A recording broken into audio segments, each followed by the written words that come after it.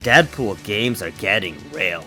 Well, at least this one game is. I've covered this before, but with the recent Deadpool and Wolverine movie being successful and becoming the #1 highest grossing rated R film ahead of Joker, it has me thinking about the insane missed opportunity of great video game sales on Deadpool's game.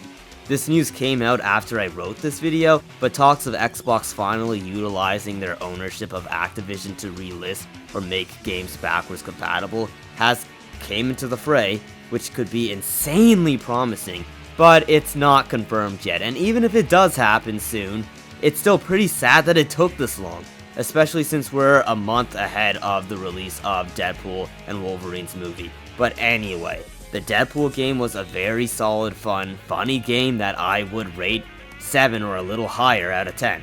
Despite Deadpool being a fairly immortal character, this game has some very solid difficulty when playing on hard.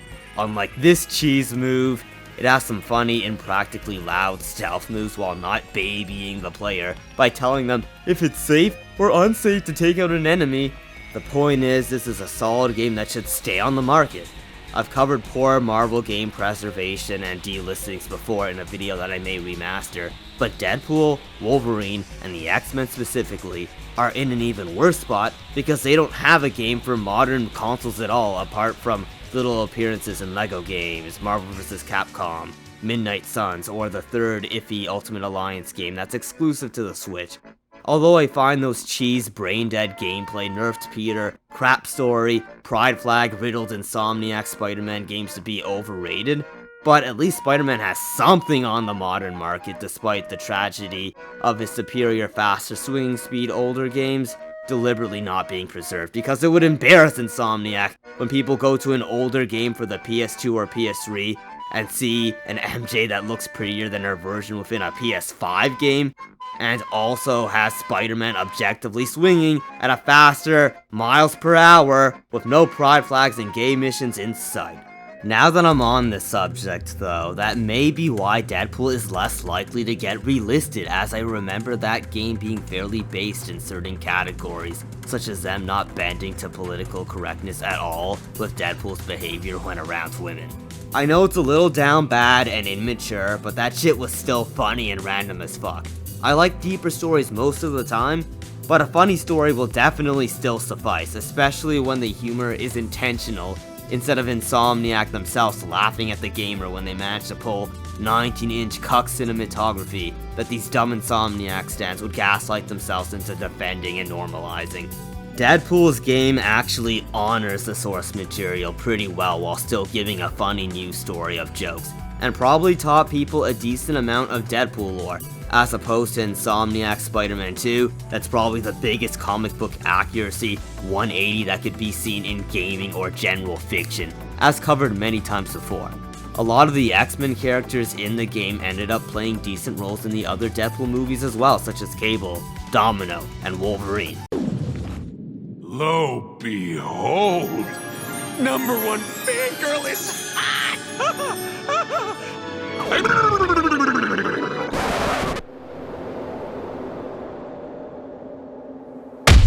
But yeah, I'm sure those base lewd moments are playing a big part in this game not returning, despite that one time Activision briefly relisted the game after delisting it due to the release of one of the prior Deadpool movies. They should have done it again for the most recent movie, or just bring it back permanently, which I still hope they do. But I'll repeat, it may be due to the game being too base, as even Ryan Reynolds himself was a little scared of what was happening in the game. Hey, hot tits, the pipe I was offering gives way more pleasure. Oh, come on! What is he doing? I don't know, I realised as you talked very serenely about your family and your love for them, which was very lovely, I realised that Deadpool is being impaled and pretending to touch her boobs. Wow. Yeah. Wow. So this is a Deadpool game through and through. This was not created in 2018. No, it was not. No. I will say that the game may have been more bold than the movies for the most part, as really lewd ladies is a line I don't think they've drastically crossed over within those films.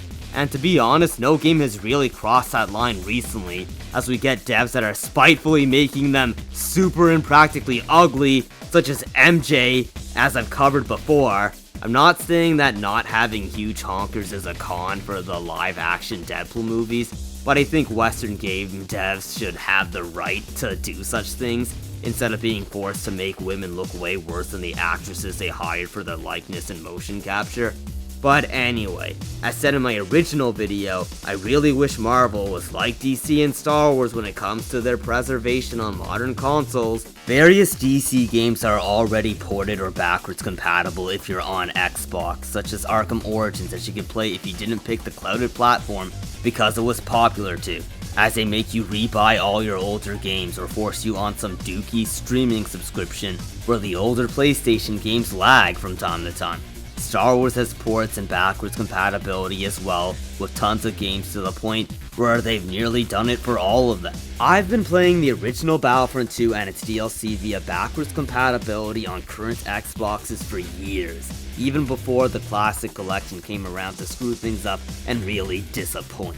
But then there's Marvel. It has absolutely nothing, and I blame PlayStation for their shitty preservation of them having no backwards compatibility that really opened the doors for shitty minimal effort ports like Red Dead Redemption 1 being ported late as fuck, only to not have their online servers, unlike the 360 version that can still be ran on a current Xbox Series X or 1.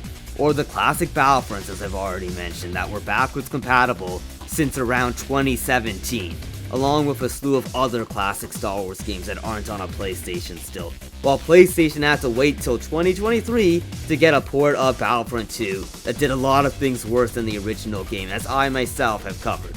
The list goes on, as they can't even be bothered to port their own games for their top dog Kratos without relying on that streaming subscription that lacks for people, including me, as opposed to Xbox with the Master Chief Collection ports.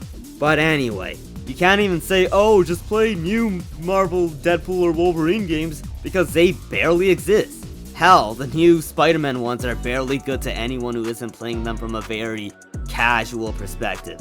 So it's not like I can say that new great Marvel games for these characters are around the corner, because they likely aren't, especially if people want Insomniac to make all these games, as I remember seeing people request that they make a Deadpool game, when that dev team is the last dev team that should be making that type of game. A character that pulls the best baddies should apparently have his game be developed by the company that has turned out the ugliest women in gaming 2 games in a row, as can be seen with the blasphemy they're about to pull in Wolverine's game, as said in another video. These screwballs can't even surpass or get close to matching the top swinging speed of a PS2 Spider-Man game, and you want these people making all the Marvel games? Get the fuck out of here. The only innovative diamond in the mud for Marvel games is the upcoming Marvel Rivals multiplayer that I played the closed beta of. You can't screw up story in a regular game that focuses on the most important things, known as gameplay, in, you know, a video game, not movie. Game! I've covered this before, but Spider-Man in that game already has a skill ceiling, unlike Insomniac where you can use the web blossom right away to clear the room, or just press triangle alone to traverse past 15 streets without even touching an analog stick. This game is Marvel's only modern hit when it comes to the taste of a comprehensive gamer who doesn't settle for $70 games with dogshit stories that can casually be 100% in less than 2 days without speedrunning it, as opposed to actual good superhero games like Arkham, where the challenge mode and multiple playable characters would keep people there much longer, and a multiplayer which will surely surpass the playtime of Spider-Man 2, such as me getting to play Venom longer in Marvel Rivals just by playing him for 40 minutes. With all that being said, your best modern Deadpool bet, if things don't get ported, is for them to just add him to Marvel Rivals eventually. Hopefully I'm wrong with the relistings given the reports of Xbox trying to bring those games back, as said before, but it isn't a confirmation yet. I'd love to be wrong, but even if it does happen, this video will still partially age well, given how long it took for this to happen. For those of you who are still interested in the game if the game doesn't return to modern stores, keep in mind that you can sorta still buy it for modern consoles if you hunt down a physical Xbox One and PS4 copy, as I luckily managed to do, unlike the Xbox One and PS4 version of Ultimate Alliance, which were never physical, or the old Spider-Man games that have never got modern ports at all. People need to make their voices heard more when it comes to bringing these older games back. But maybe it's deliberately being ignored because Disney or modern Marvel / Insomniac only wants you to play the games where the women are ugly and pride flags and unnecessary gay side missions are plenty.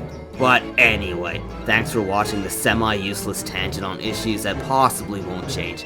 Check out other videos of mine such as my original Marvel game preservation rant and various other videos, and check out my socials in my link tree, such as Discord. Thanks for watching.